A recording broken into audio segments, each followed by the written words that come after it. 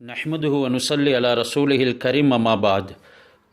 குளிப்பினுடைய பாடத்தில் 4வது பகுதியினுடைய தொடரை இன்று 5வது பாடத்திலே கவனிப்போம். ஹஸ்ரத் ரசூலுல்லாஹி ஸல்லல்லாஹு அலைஹி வஸல்லம் அவர்கள் குளிப்பதற்கு தயாரானால் ஆரம்பத்தில் வுலு செய்து கொள்வார்கள். இறுதியிலே தான் 2 கால்களையும் கழுவுவார்கள். அதாவது வுலு செய்யும் பொழுது தொடர்ந்து கால்களையும் கழுவ மாட்டார்கள். இதற்கு ஒரு காரணம் என்னவென்றால், தண்ணீரை வீண்விரயம் செய்யாமல் குறைந்த நீரினால் எப்படி குளிக்க வேண்டும் என்பதனைத்தான் கூறப்படுகிறது. எனவே பின்பு நீயத்து வைத்தவர்களாக தன்னுடைய தலையில் 3 அள்ளுகளை ஊற்றிக்கொள்ள வேண்டும். தன்னுடைய 2 கையினால் எடுத்துக்கொள்ளலாம். இந்த முறையில் 2 கைகளையும் ஒன்று சேர்த்து 3 அள்ளுகளை தலையிலே போடுவார்கள். ஒவ்வொரு அள்ளை போடும் பொழுதும் தலையை நல்ல முறையிலே குடைந்து கொள்வார்கள். அந்த முதலாவது தலையிலே தண்ணீரை ஊற்றும் நேரத்தில் நியத்தை வைக்க வேண்டும். ஜனாபத்துடையவராக அல்லது ஹைல்துடைய மென்சஸுடைய பெண்ணாக இருந்தால் அவர்கள் நியத்தை வைத்து கொள்ள வேண்டும். மேலும் மென்சஸுடைய பெண்ணுக்கு ஜனாபத்தை நியத்து வைக்கவும் முடியும். இவ்வாறு 3 விடுத்தமும் தண்ணீரை ஊற்றி நல்ல விதத்தில் தலையை குடைந்து கொள்ள வேண்டும்.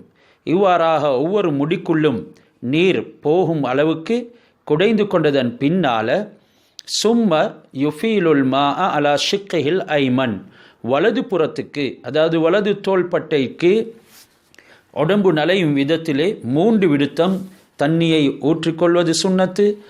பின்பு இடது புறத்துக்கு அதே போன்று 3 விடுத்தம் தண்ணீரை ஊற்றிக்கொள்வது சுன்னத்து.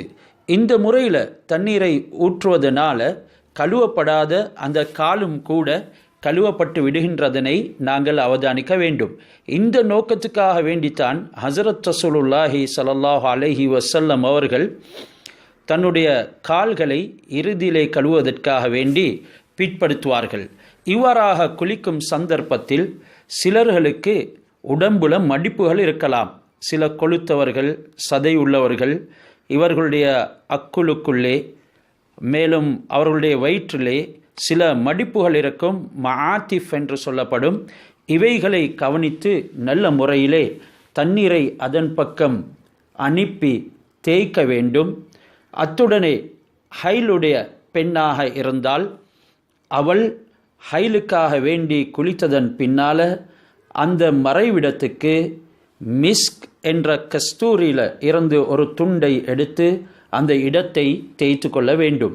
அதாவது இதனுடைய நோக்கம் அந்த இடத்தை மணமாக்குவது தான், வாசனையுடையதாக ஆக்குவது தான் இதனுடைய நோக்கம். இதற்கு ஹதீஸினுடைய ஆதாரமும் வந்திருக்கிறது. புகாரி, முஸ்லீமில் இது பதிவாக்கப்பட்டிருக்குது. ஹஸரத் ரசூலுல்லாஹி ஸல்லல்லாஹு அலைஹி வஸல்லம் அவர்களிடத்தில் ஒரு பெண்மணி வந்து, யா ரசூலல்லா, நான் ஹைலுக்காக வேண்டி குளிக்க வேண்டும், எப்படி குளிப்பது?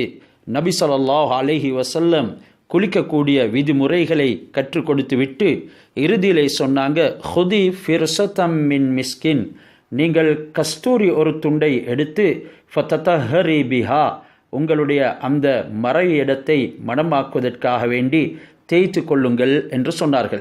இந்த முறையில் உடம்பினுடைய மடிப்புகளை கவனிக்கிறது மற்றும் உடம்பை நல்ல முறையில் நீரால் அடைய வளைக்கிறது. அதாவது அந்த நனைந்த கையினால் முழு உடம்பையும் தேய்த்து எந்த ஒரு ரோமம் கூட விடுபடாத முறையிலே குளித்து முடிக்க வேண்டும். இந்த மென்சஸுடைய பெண், அதாவது ஹைத் உடைய பெண்ணுக்கு வாசனை ஏதும் கிடைக்கவில்லை என்றால் அவள் தண்ணீரை கொண்டும் போதுமாக்கி கொள்ளலாம். என்றாலும் இந்த காலங்களில் வாசனைக்குரிய சோப்புகள் இருக்கின்றது.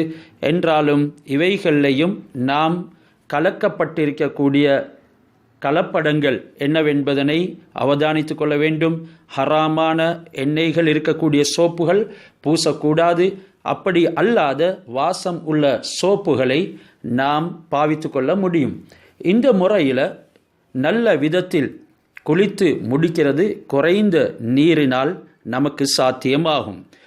சிலர்கள் ஷவரில் குளிப்பார்கள். குளிக்கும் பொழுதும் அவர்கள் ஆரம்பத்தில் வுலு செய்து கொள்ள வேண்டும். அதன் பின்னால் இவர்களுக்கு வலது இடது தோள்பட்டைகளை நனைத்து கொள்ளலாம். பிறகு நல்ல முறையில் நீயத்தை வைத்து குளித்து கொள்வது, தலையை பிடிக்கும் பொழுது நீயத்தை வைத்து கொள்ள வேண்டும்.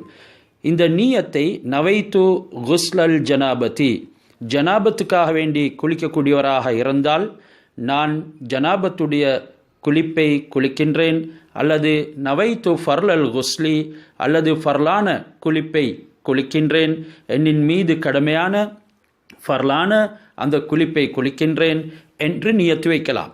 ஒரு பெண் அவள் மென்சஸ்க்கு பின்னால் குளிப்பதாக இருந்தாலும் சரி, நிஃபாஸுக்கு அதாவது பிள்ளை பேருக்கு பின்னால் குளிப்பதாக இருந்தாலும் சரி, அவளுக்கும் இந்த 2 நீயத்தும் வைத்து கொள்ள முடியும். ஃபர்லுடைய நீயத்து வைத்து கொள்ளலாம், ஜனாபத்தை நீக்கிறேன் என்ற நீயத்தை வைத்து கொள்ளலாம், அல்லது நேரடியாகவே ஹைதை விட்டும் சுத்தமாகறதுக்கு நீயத்து வைக்கிறேன், அல்லது நிஃபாஸை விட்டும் பிள்ளை பேரன் உடைய தொடக்கை விட்டும் நான் நீங்குவதற்கு நியத்து வைக்கிறேன் என்ற முறையில் நியத்து வைக்கலாம். இந்த பாடங்களினுடைய தொடர் இன்னும் நாம் அவதானிக்க வேண்டியிருக்கின்றது. எனவே தொடர்ந்தும் நாம் தங்கியிருப்போம். அல்லாஹ் சுப்ஹானஹு வ தஆலா சீரான முறையிலே அவனுக்குரிய வணக்கங்களை செல்லுபடியாக்கிக் கொள்ளக்கூடிய குளிப்பை குளிக்கும் பாக்கியத்தை நம் அனைவருக்கும் நசீபாக்குவானாக. வாஹிரு தாவானா அனில் ஹம்துலில்லாஹ்.